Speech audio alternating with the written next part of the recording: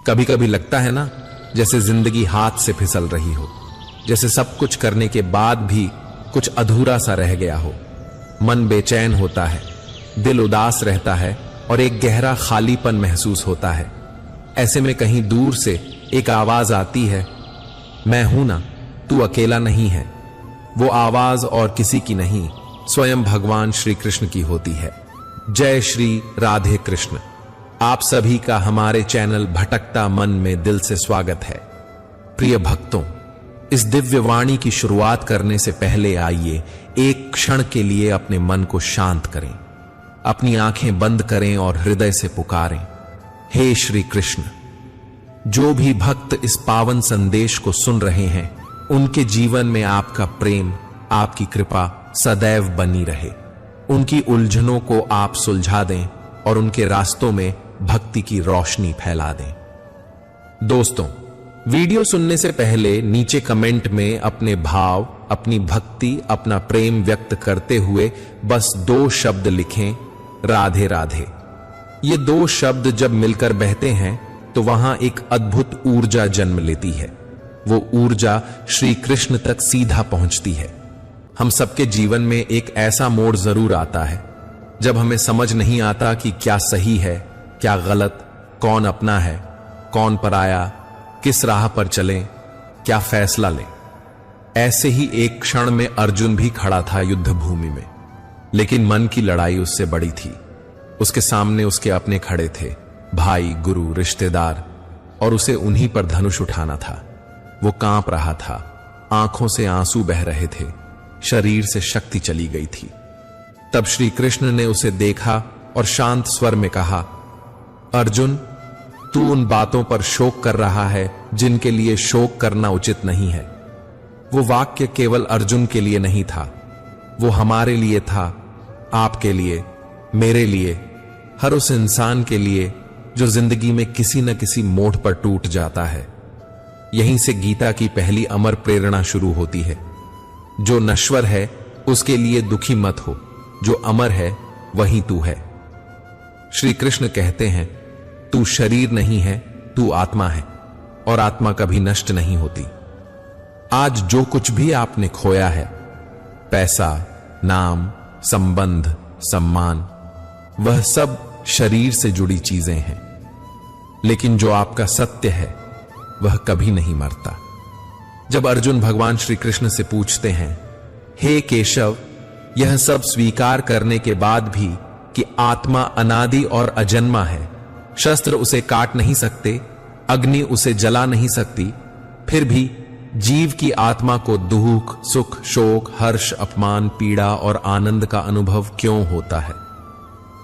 तब भगवान श्री कृष्ण कहते हैं, हे पार्थ, मैं तुम्हें पहले ही बता चुका हूं कि सुख दुख की अनुभूति करना आत्मा का काम नहीं है, यह तो शरीर का काम है।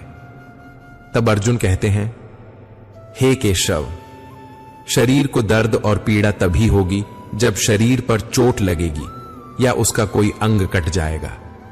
जैसे जब शरीर आग में जल जाता है तो उससे होने वाली पीड़ा शरीर की पीड़ा है, लेकिन बदनामी या अपयश से होने वाली पीड़ा वैसी नहीं होती। वहां होने से जो आनंद मिलता है, उससे शरीर को कोई हानि नहीं होती। अपयश का दर्द और बदनामी का दर्द सिर्फ आत्मा को होता है।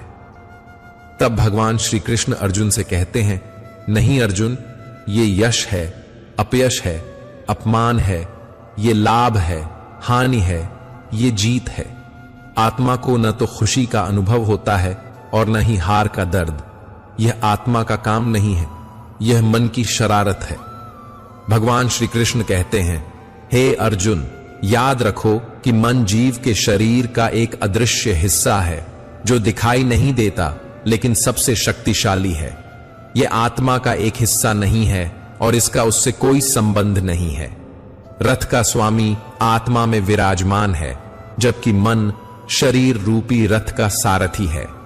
यह मन ही है जो इंद्रियों रूपी घोड़ों को इधर उधर भटकाता है और जीवन के आवेश में उन्हें चंचल बनाता है।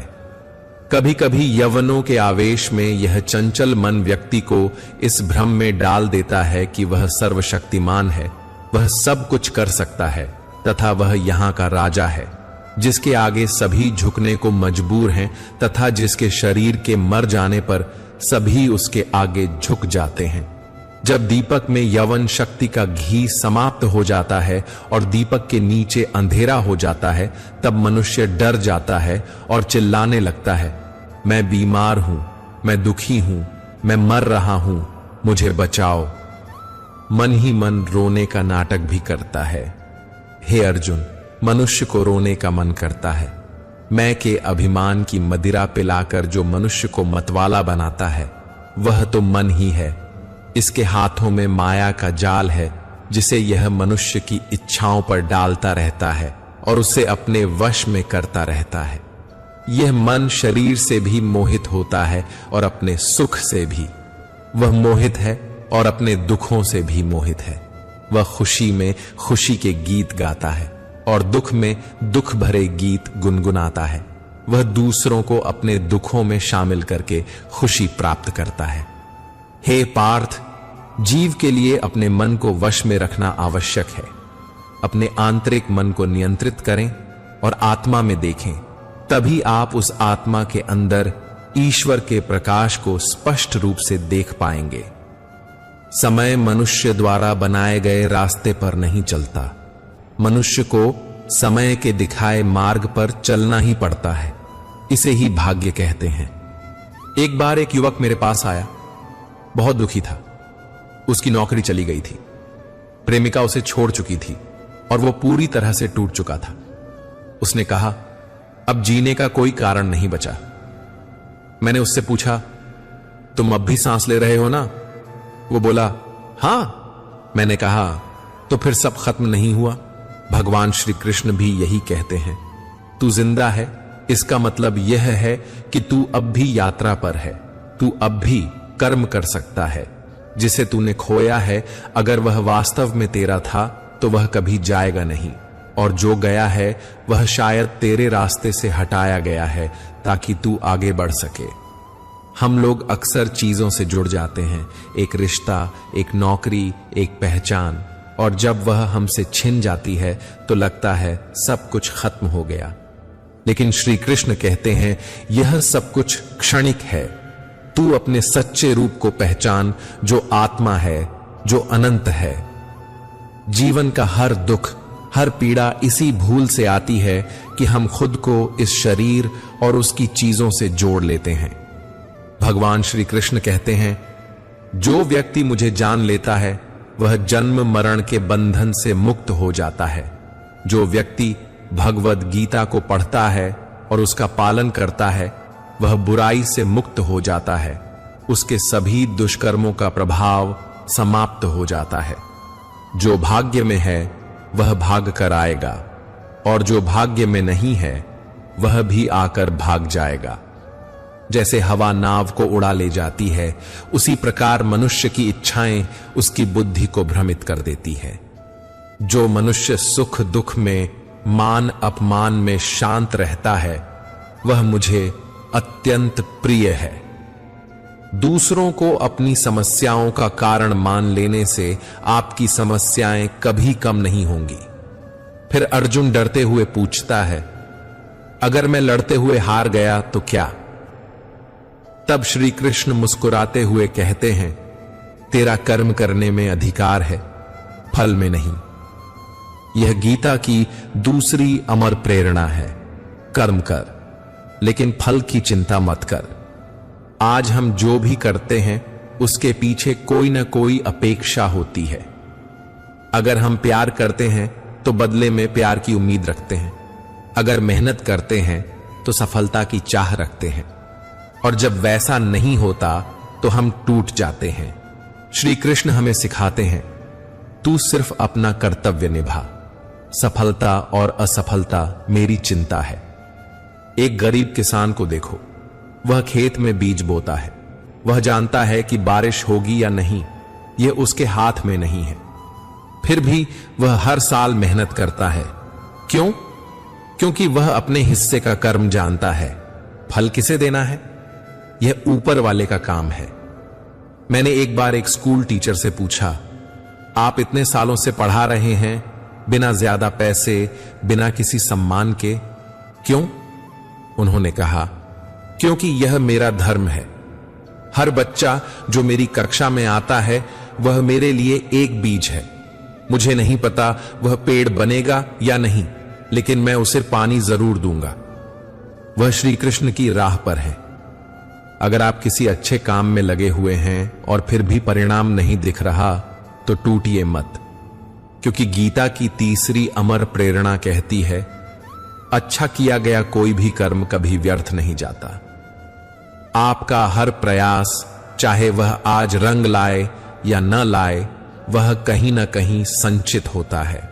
जैसे नदी की हर बूंद मिलकर सागर बनती है, वैसे ही आपके छोटे छोटे प्रयास भी बड़े परिवर्तन की नींव रखते हैं। मेरे एक मित्र ने कई बार प्रतियोगी परीक्षा दी, लेकिन हर बार असफल हुआ। लोग हंसने लगे, परिवार वालों ने ताने मारने शुरू कर दिए, लेकिन उसने श्री कृष्ण की यह बात पकड़ ली, प्रयास कभी व्यर्थ नहीं जाता। आखिरी बार जब सबने उम्मीद छोड़ दी थी, उसी साल उसका चयन हो गया। जो लोग सिर्फ परिणाम देखते हैं वे अक्सर हार जाते हैं, लेकिन जो हर कदम को अपना धर्म मानते हैं वही जीवन की दौड़ जीतते हैं। आज आप भी सोचिए, क्या आप सिर्फ फल के लिए काम कर रहे हैं या फिर श्री कृष्ण की तरह कर्म को पूजा मानते हैं? अगर कोई चीज आपको रोक रही है तो जान लीजिए वह आपके मन का डर है, ना कि भगवान की इच्छा, क्योंकि श्री कृष्ण ने स्वयं कहा है, मैं उस व्यक्ति की सहायता करता हूं जो पूरे मन से कर्म करता है और मुझ पर विश्वास रखता है। आपका भरोसा ही आपकी सबसे बड़ी शक्ति है। कभी कभी हमें लगता है कि हम अकेले हैं, सब कुछ हमारे ऊपर है, लेकिन याद रखिए, जब अर्जुन हिम्मत हार बैठा तो भगवान स्वयं उसके सारथी बनकर उसके साथ खड़े हुए। वह रथ के आगे नहीं, पीछे खड़े थे, लेकिन उसकी पूरी दिशा उनके हाथ में थी। आज अगर आप भी थक चुके हैं, डर से कांप रहे हैं, आगे का रास्ता नहीं दिख रहा, तो बस आंखें बंद कीजिए और मन में कहिए, जय श्री कृष्ण। आप देखेंगे वह चुपचाप आपके रथ की लगाम थाम लेंगे। सभी तूफान आपके जीवन को अस्त व्यस्त करने नहीं आते, कभी कभी वे आपका रास्ता साफ करने भी आते हैं। जिंदगी बहुत आसान हो जाती है जब परखने वाले नहीं, समझने वाले मिल जाते हैं। कोई मेरा बुरा करे तो वह उसका कर्म है, मैं किसी का बुरा ना करूं, यह मेरा धर्म है। मूर्खों से बहस ना करें। अगर कोई कहता है कि हाथी उड़ता है तो कहिए, हां, आप सही कह रहे हैं। खुद से दोस्ती हुई तो पता चला कि मुझसे बेहतर मुझे कोई नहीं जानता। जिंदगी में एक बात हमेशा याद रखना, जहां संघर्ष नहीं होता वहां सफलता भी नहीं होती। किसी को अपना दर्द मत बताओ, क्योंकि लोग सामने सुनकर पीठ पीछे मजाक बनाते हैं। भाई भाई का रिश्ता भगवान ने विपत्ति बांटने के लिए बनाया था, लेकिन अफसोस आज यह सिर्फ संपत्ति बांटने तक सीमित रह गया है। अगर लोग आपको नीचे गिराना चाहते हैं तो इसका मतलब आप उनसे ऊपर हैं। पैसा एक ही भाषा बोलता है। अगर तुमने आज मुझे बचा लिया तो कल मैं तुम्हें बचा लूंगा। पैसा फिर कहता है, भले ही मैं ऊपर साथ नहीं जाऊंगा, पर जब तक मैं नीचे हूं तुम्हें ऊपर जरूर लेकर जाऊंगा। दुनिया का सबसे गरीब इंसान वह है जिसके अंदर हिम्मत नहीं है। श्री कृष्ण ने अर्जुन से कहा था, तू अपने स्वभाव के अनुरूप कर्म करेगा ही, पर उसे मोह, भय या भ्रम से मत बांध। कितनी बार ऐसा होता है कि हमें कोई बात कहनी होती है, कोई निर्णय लेना होता है, लेकिन हम रुक जाते हैं, डर से, असुरक्षा से, या फिर लोग क्या कहेंगे, इस सोच से। हमारे भीतर एक आवाज कहती है, तू यह कर सकता है, लेकिन हमारे बाहर की दुनिया कहती है, शायद यह गलत है या तू असफल हो जाएगा। श्री कृष्ण इसी झिझक को तोड़ते हैं। वे कहते हैं, मोह का त्याग कर और उस राह पर चल जो तेरे स्वभाव के अनुरूप है। मान लीजिए आपके अंदर संगीत का हुनर है, लेकिन आप डॉक्टर बनने की दौड़ में लगे हैं सिर्फ इसलिए कि सब वही कर रहे हैं, तो भीतर एक बेचैनी बनी ही रहेगी। भगवान श्री कृष्ण कहते हैं, स्वधर्म में मरण भी श्रेयस्कर है, पर धर्म भय देने वाला है। यानी कि अपने रास्ते पर चलकर अगर गिर भी जाओ तो वह भी बेहतर है उस रास्ते से जो किसी और का है। आपको खुद से यह सवाल पूछना चाहिए, क्या मैं वह जीवन जी रहा हूं जो मेरा है, या क्या मैं बस समाज के डर से, रिश्तेदारों की बातों से या दिखावे की होड़ में दौड़ रहा हूं। एक बार एक लड़की मेरे पास आई। उसने इंजीनियरिंग की पढ़ाई की थी, लेकिन अंदर से वह लेखिका बनना चाहती थी। मैंने उससे पूछा, क्या तुमने कभी कुछ लिखा है? उसने कहा, हां, लेकिन कभी किसी को दिखाया नहीं, डर लगता है। मैंने उससे कहा, जो लिखा है वो श्री कृष्ण को समर्पित कर दो, फिर डर किस बात का? आज वो हर दिन लिखती है। उसे ना पैसे की चिंता है ना नाम की, क्योंकि अब वह उस राह पर है जो उसका स्वभाव है। श्री कृष्ण की चौथी अमर प्रेरणा यही है, स्वधर्म को पहचानो और बिना डर के उस पर चलो। हर बार जब तुम डरते हो, मोह में पड़ते हो या भ्रम में फंसते हो, तब खुद से कहो, भगवान श्री कृष्ण ने कहा है, डर को मत पाल, तू वही कर जो तेरा सत्य है। अगर अचानक से किसी का व्यवहार आपके प्रति बदल जाए तो समझ लीजिए कि वो व्यक्ति आपसे कुछ चाहता है। विज्ञान कहता है कि जीभ पर लगी चोट सबसे जल्दी ठीक होती है, लेकिन ज्ञान कहता है कि जीभ से लगी चोट कभी ठीक नहीं होती। रात की मुट्ठी में एक सुबह भी होती है। शर्त यह है कि पहले जी भर कर अंधेरा देख लो। याद रखो, सबसे बड़ा अपराध है अन्याय सहना और गलत के साथ समझौता करना। इंसान दो वजहों से पूरी तरह बदल जाता है, या तो उसकी जिंदगी में कोई खास आ जाता है या फिर कोई बेहद खास चला जाता है। दुनिया में जिंदगी से दूर जाने वाली 4 जगहें कभी नहीं भरती: समुद्र, श्मशान, प्यास का घड़ा और इंसान का मन। जब कोई समझदार इंसान रिश्ते निभाना छोड़ दे तो समझ लेना चाहिए कि उसके स्वाभिमान को कहीं ना कहीं ठेस जरूर पहुंची है। हमेशा प्यार क्षमा मांगना पसंद करता है और अहंकार हमेशा मैं की बात सुनना पसंद करता है। भगवान श्री कृष्ण कहते हैं, आपका कर्म ही आपकी पहचान है, वरना एक नाम के तो यहां हजारों लोग हैं। आपके अच्छे कर्मों के बावजूद लोग आपकी बुरी बातों को ही याद रखेंगे। इसलिए कभी भी लोगों की बातों पर ध्यान न दें। किसी को धोखा देना वह कर्ज है जो आप किसी और को देते हैं, और एक दिन आपको यह कर्ज जरूर मिलेगा। अच्छी नजर वह होती है जो सिर्फ अपने बारे में नहीं बल्कि दूसरों की कमियों और खूबियों को भी देखती है। ऐसे व्यक्ति पर कभी भरोसा न करें जो समय के साथ अपना स्वभाव बदल ले। लोग कभी आईना नहीं देखते। अगर आईने में तस्वीर की जगह चरित्र दिखता तो बहुत कुछ बदल जाता। अब 5वीं अमर प्रेरणा पर आते हैं, जो सीधे दिल को छू जाती है। जब कोई अपना हमें छोड़कर चला जाता है या जीवन में कुछ अनहोनी हो जाती है, जो हुआ वो अच्छा हुआ, जो हो रहा है वो भी अच्छा हो रहा है, जो होगा वो भी अच्छा ही होगा।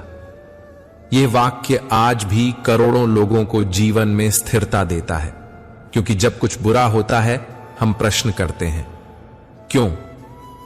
जब कोई चला जाता है हम रोते हैं, ऐसा मेरे साथ ही क्यों? जब भविष्य डरावना दिखता है हम घबराते हैं, अब आगे क्या होगा? लेकिन श्री कृष्ण हमें याद दिलाते हैं, तू नहीं जानता पर मैं जानता हूं। जो कुछ भी हो रहा है वह तेरे भले के लिए है।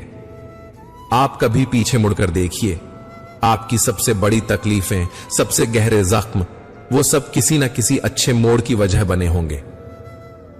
एक बार एक व्यापारी का सारा माल समुद्र में डूब गया।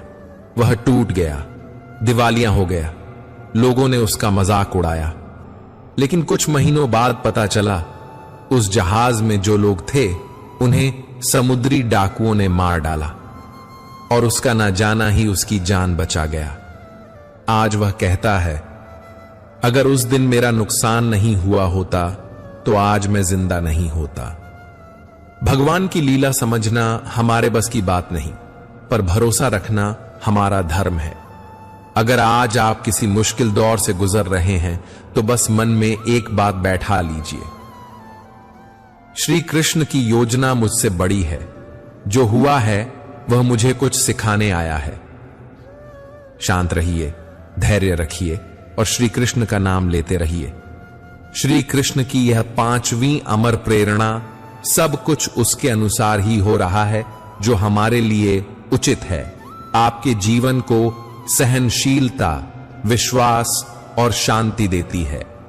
आज आपने इस खंड में जो सुना वह केवल शब्द नहीं बल्कि एक यात्रा है, अपने भीतर झांकने की, अपने सत्य को पहचानने की और भगवान श्री कृष्ण पर पूर्ण समर्पण की। कभी कभी हम सोचते हैं इतनी बातें तो ठीक हैं, लेकिन यह सब कर पाना आसान नहीं।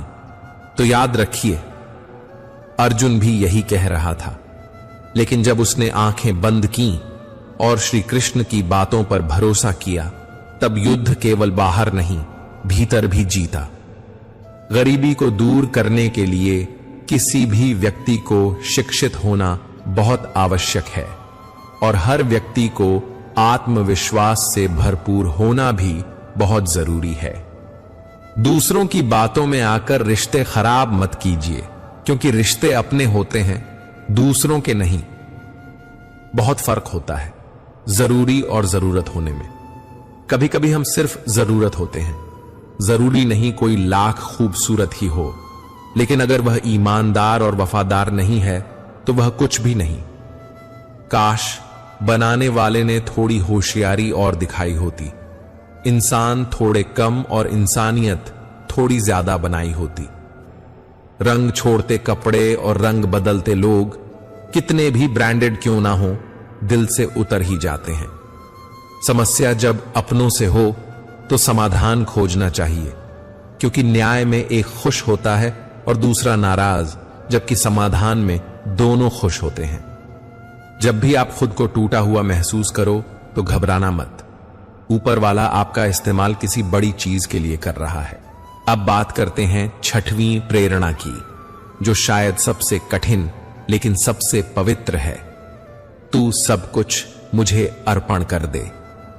श्री कृष्ण ने कहा, जो कुछ भी तू करता है, जो कुछ भी खाता है, जो कुछ भी देता है, जो भी तप करता है, वह सब मुझे अर्पण कर दे। अब सोचिए, अगर आप हर कर्म को, हर सोच को, हर काम को भगवान को समर्पित करें तो क्या आप गलत कर पाएंगे? अगर आपको किसी को धोखा देना हो और वह काम श्री कृष्ण को अर्पण करना हो तो क्या आप करेंगे? अगर आप कुछ चोरी करना चाहें और उसे भगवान को समर्पित करना हो तो क्या करेंगे? इसलिए श्री कृष्ण हमें एक रहस्य दे देते हैं, अपने कर्मों को मेरा बना दो, फिर पाप और पुण्य से परे हो जाओगे। कितना सरल और कितना गहरा है यह उपदेश। एक बार एक साधु जंगल में भिक्षा मांगते हुए जा रहे थे। एक किसान ने उन्हें थोड़ी रोटी दी और कहा, मैं तो बस हल चलाता हूं, गोबर उठाता हूं, खेत सींचता हूं, मुझे क्या मिलेगा?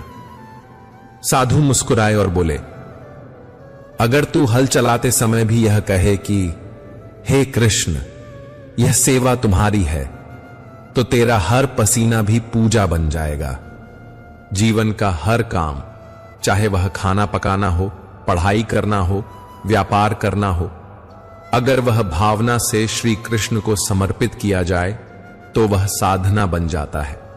अब आप सोचिए, क्या आप रोज जो काम करते हैं उनमें श्री कृष्ण को याद करते हैं? क्या आप अपने दुख, दर्द या खुशी के पल उन्हें अर्पण करते हैं? अगर नहीं तो आज से कीजिए।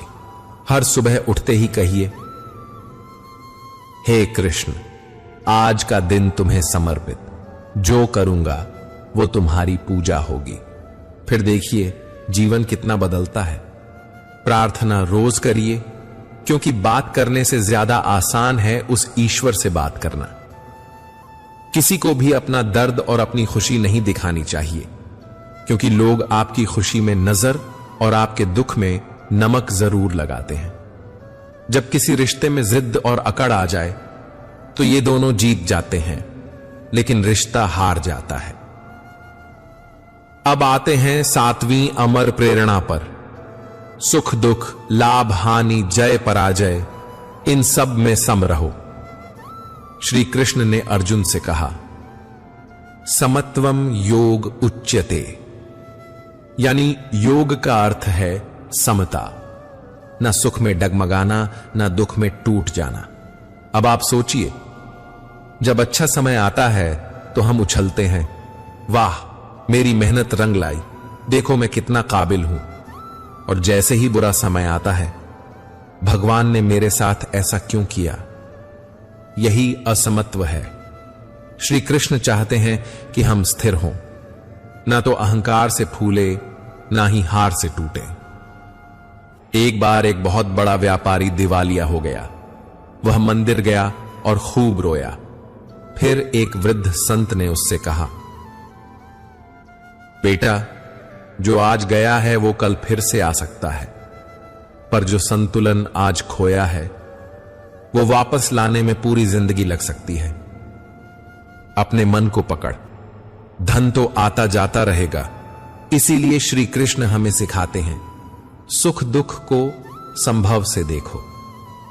हर बार जब कोई दुख आए तो खुद से कहिए, यह भी बीत जाएगा, और जब सुख आए तो कहिए, यह भी स्थायी नहीं है। तब जीवन में स्थिरता आएगी, और यही असली शांति है। अब शुरू करते हैं आज की 8वीं अमर प्रेरणा से। मन ही मित्र है और मन ही शत्रु है। जब अर्जुन युद्ध से भागना चाहता था, जब उसका मन डगमगा रहा था, तब श्री कृष्ण ने कहा, उद्धरेदात्मनात्मानम नात्मानम वसादयेत, आत्मैव ह्यात्मनो बंधु आत्मैव रिपुरात्मनः। अर्थात तू ही अपना मित्र है और तू ही अपना शत्रु है। अब जरा रुकिए और सोचिए, कितनी बार आपने खुद से ही लड़ाई लड़ी है जब कोई और नहीं होता। एक साधु ने कहा था, मैं अकेला नहीं हूं, मेरा मन मेरा साथ देता है, इसलिए मैं कभी अकेला नहीं पड़ता। तो अगर आप जीवन में अकेलापन महसूस करते हैं या टूटा हुआ महसूस करते हैं, तो सबसे पहले अपने मन को देखिए, उसे क्या चाहिए? क्या वह भटक रहा है? क्या वह भ्रम में है? या क्या उसे सिर्फ श्री कृष्ण का नाम चाहिए? श्री कृष्ण कहते हैं, जो मन को साध ले वो संसार को भी साध सकता है। अब 9वीं अमर प्रेरणा पर आते हैं, जो सबसे प्यारी है, सबसे करुणामयी है। मैं हर जीव के हृदय में वास करता हूं। श्री कृष्ण कहते हैं, ईश्वरः सर्वभूतानां हृदयेषु तिष्ठति। अर्थात मैं हर प्राणी के हृदय में ही वास करता हूं। अब जरा सोचिए, जिस इंसान ने आपको धोखा दिया, जिसके लिए आपके मन में क्रोध है, उसके भीतर भी श्री कृष्ण का अंश है। जिससे आप नफरत करते हैं, जो आपको पसंद नहीं, वह भी उसी परमात्मा का अंश है। तो अब प्रश्न यह है, आप कैसे किसी से घृणा कर सकते हैं जब जान जाएं कि उसी में श्री कृष्ण छिपे हैं? यह प्रेरणा हमें क्षमा, करुणा और सहिष्णुता सिखाती है। एक बार एक स्त्री ने भगवान से कहा, मैं तुम्हारी बहुत बड़ी भक्त हूं, लेकिन मेरे पति बहुत गुस्सैल हैं, कैसे सहूं उन्हें? भगवान ने कहा, हर बार जब वो गुस्सा करें तो उन्हें मेरे रूप में देखो, शायद तुम्हारा मन क्षमा करना सीख जाएगा। और हुआ भी यही। जब हम किसी में भगवान को देखना शुरू कर देते हैं तो झगड़े मिट जाते हैं, अहंकार टूटता है और प्रेम पनपता है। श्री कृष्ण ने अर्जुन से यह भी कहा, मैं किसी से द्वेष नहीं करता, ना ही किसी से विशेष प्रेम करता हूं, पर जो मुझे प्रेम से भजते हैं मैं उनका हो जाता हूं, यानी तू भी वैसा बन, सबको एक जैसा देख। अब सोचिए, अगर हम सब हर इंसान में श्री कृष्ण को देखने लगें तो फिर क्या कोई झगड़ा रह जाएगा? क्या किसी से जलन होगी? नहीं। अपना और पराया क्या है? जो भावनाओं को समझे वह अपना, जो भावना से परे हो वह पराया, जो दूर होकर भी पास हो वह अपना, जो पास रहकर भी दूर हो वह पराया। जिंदगी में हमेशा उनसे दूर रहना, जो आप में वह कमी बताए जो आप में है ही नहीं। अपनी गलती को ना मानना एक और गलती होती है। जो लोग अपनी गलती नहीं मानते वो आपको अपना कैसे मानेंगे? मोह खत्म होते ही खोने का भी डर निकल जाता है, चाहे दौलत हो, वस्तु हो, रिश्ता हो या जिंदगी। हर किसी को बदलने की कोशिश मत करो। जो बुरे हैं उन्हें बुरा ही रहने दो, बस खुद को उनसे अलग कर दो। आजकल के रिश्तों के लिए सबसे खतरनाक वो लोग हैं जो अपनों के खिलाफ कानों में जहर घोलते हैं। बोलना तो 2 साल की उम्र में ही सीख जाते हैं, लेकिन बोलना क्या है यह सीखने में पूरा जीवन लग जाता है। उन्हें अपना समझने से क्या फायदा जिनके अंदर आपके लिए कोई अपनापन ही ना हो। नेकियां जमा करने में लग जाओ, दोस्त दौलत साथ नहीं जाएगी। आजकल रिश्ते तो सूर्यमुखी के फूलों की तरह होते हैं, जिधर ज्यादा फायदा मिले उधर ही घूम जाते हैं। इसलिए इस नवमी प्रेरणा को अपनाइए, हर व्यक्ति में भगवान को देखिए, शायद तभी आपका मन मुक्त होगा। अब 10वीं और अंतिम अमर प्रेरणा की ओर बढ़ते हैं, जिसे गीता का सार कहा जाता है। श्री कृष्ण कहते हैं, सर्वधर्मान परित्यज्य मामेकम शरणम व्रज, अहम त्वाम सर्व पापेभ्यो मोक्षयिष्यामि मा शुचः। सब धर्मों को त्याग दे और बस मेरी शरण में आ जा, मैं तुझे हर पाप, हर चिंता, हर बंधन से मुक्त कर दूंगा, शोक मत कर। यह वाक्य जैसे एक मां की गोद हो, जहां हम सब थक कर गिर सकते हैं, टूट सकते हैं और फिर भी खुद को सुरक्षित मान सकते हैं।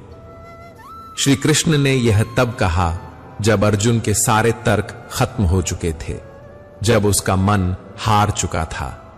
श्री कृष्ण ने तब कहा, अब तू कुछ मत सोच, बस मुझे पकड़ ले, बाकी मैं संभाल लूंगा। प्रिय भक्तों, हमने श्रीमद् भगवद गीता से वह 10 अमर प्रेरणाएं सीखी हैं जो जीवन बदल सकती हैं। हर एक प्रेरणा कोई साधारण शब्द नहीं, बल्कि एक दिव्य दृष्टि है जो हमारे दुखों को तोड़कर हमें भीतर से जागृत करती है। अब प्रश्न यह है कि इन प्रेरणाओं को जीवन में कैसे उतारें, क्योंकि गीता केवल पढ़ने की नहीं, जीने की चीज है। तो चलिए दिल से सुनिए, श्री कृष्ण की तरह, अपने सबसे प्यारे सखा की तरह। मान लीजिए आपने इन 10 प्रेरणाओं को समझ भी लिया, पर क्या यह काफी है? नहीं, समझना सिर्फ पहला चरण है, उसे जीना ही असली यात्रा है। जैसे कोई आपको पानी पीने की विधि समझा दे, पानी हाथ में लो, होठों से लगाओ, पी जाओ। पर क्या समझ लेने से आपकी प्यास बुझ जाएगी? नहीं ना? ठीक वैसे ही, जब तक आप इन प्रेरणाओं को अपने रोजमर्रा के जीवन में नहीं उतारते, तब तक सिर्फ ज्ञान ही रहेगा, अनुभव नहीं। अब प्रश्न उठता है, कैसे जिएं गीता को? तो आइए हम सीखें गीता को जीवन में उतारने के 5 सरल उपाय। पहला उपाय, हर सुबह एक श्लोक, एक विचार। हर सुबह जैसे आप चाय लेते हैं वैसे ही एक श्लोक पढ़िए, ज्यादा नहीं, सिर्फ एक, और पूरा दिन उसी एक श्लोक को मन में दोहराइए। मान लीजिए आपने यह श्लोक लिया, कर्मण्येवाधिकारस्ते मा फलेषु कदाचन। तो जब आप ऑफिस जा रहे हों, मन में यही दोहराएं, मुझे बस अपना काम करना है, फल की चिंता नहीं।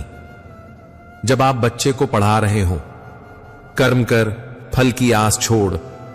जब आप किसी रिश्ते को निभा रहे हों, मैं अपना प्रेम दूंगा, सामने वाला कैसी प्रतिक्रिया देगा उसकी चिंता नहीं। आप देखेंगे एक ही श्लोक दिन के हर काम में रंग भर देगा। दूसरा उपाय, हर संघर्ष में पूछो, श्री कृष्ण क्या करते? जब मन उलझ जाए, जब गुस्सा आए, जब निराशा घेर ले, तो बस एक पल ठहरिए और खुद से पूछिए, अगर मेरी जगह श्री कृष्ण होते तो क्या करते? आपको उत्तर मिलेगा।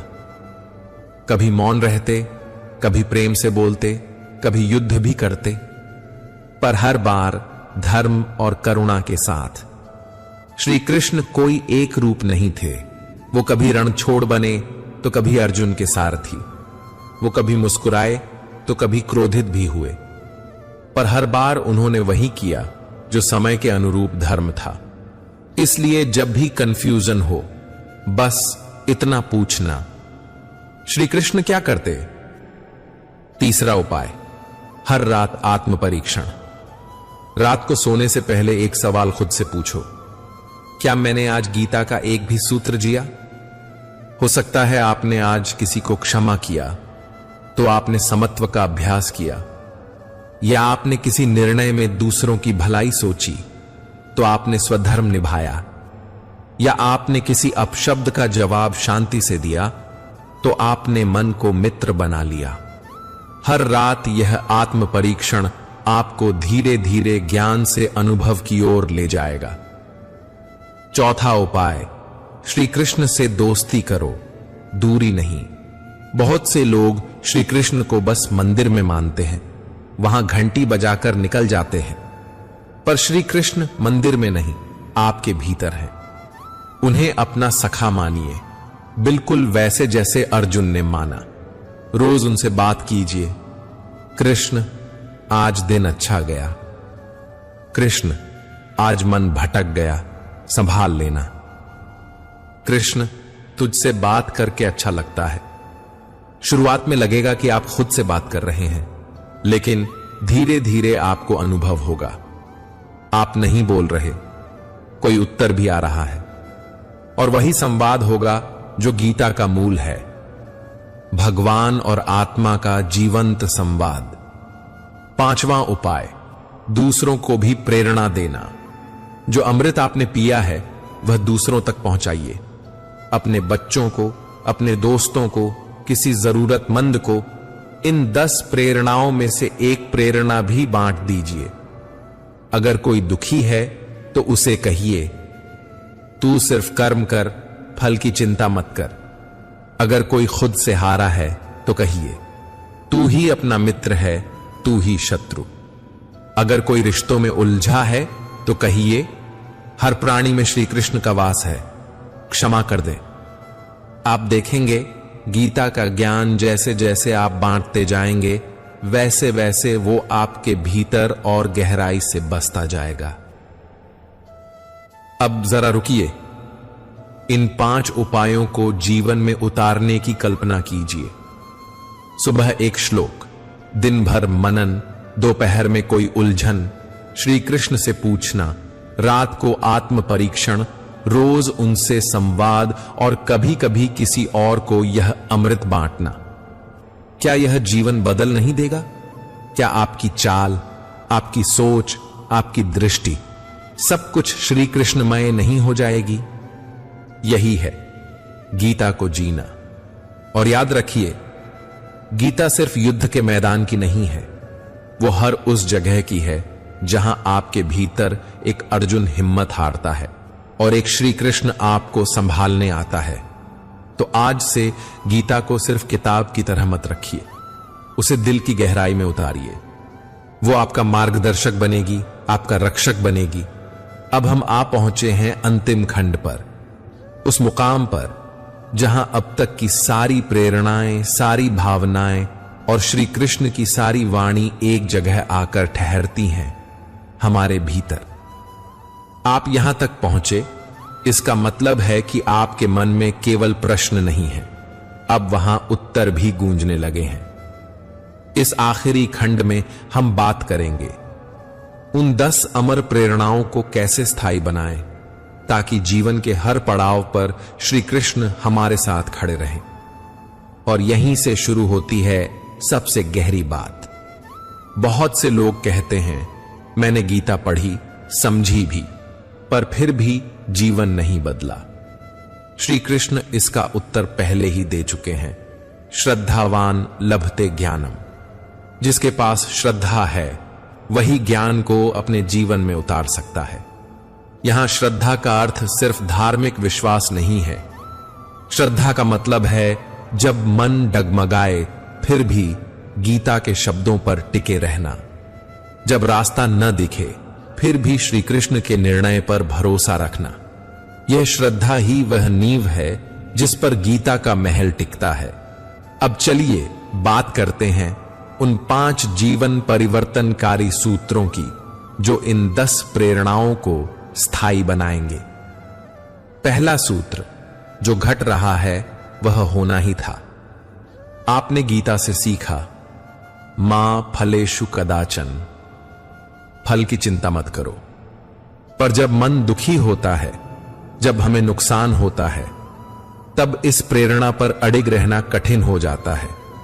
ऐसे में श्री कृष्ण याद दिलाते हैं, जो कुछ भी तुम्हारे साथ घट रहा है वह संयोग नहीं है, यह तुम्हारे संस्कारों और समय का परिणाम है। अगर आज बारिश हो रही है तो उसके बाद धूप भी आएगी। अगर आज मन भारी है तो कल वह भी हल्का होगा, क्योंकि परिवर्तन ही जीवन है। तो हर दुख में कहिए, श्री कृष्ण, जो हो रहा है मुझे स्वीकार है, क्योंकि तेरी योजना मुझसे बड़ी है। दूसरा सूत्र, स्वयं को सशक्त बनाओ, दूसरों को नियंत्रित नहीं। श्री कृष्ण कहते हैं, उद्धरेदात्मनात्मानम नात्मानम व साधयेत। तू ही स्वयं का उद्धार कर सकता है। दुनिया को बदलने की कोशिश मत करो।